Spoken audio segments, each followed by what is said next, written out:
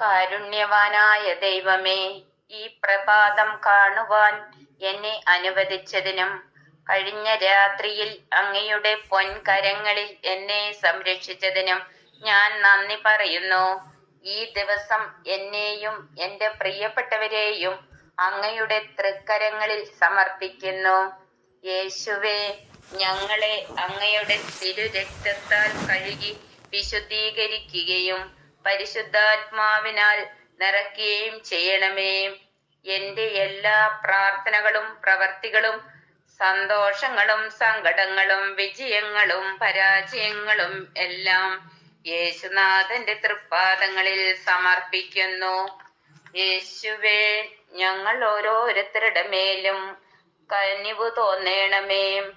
ലോകം മുഴുവന്റെ മേലും മാനസാന്തരത്തിനായും സകലരും യേശുവിനെ രക്ഷകനും നാഥനുമായി സ്വീകരിക്കുന്നതിനും ഞങ്ങൾക്ക് വേണ്ടി പ്രാർത്ഥിക്കണമേ. ആമീൻ.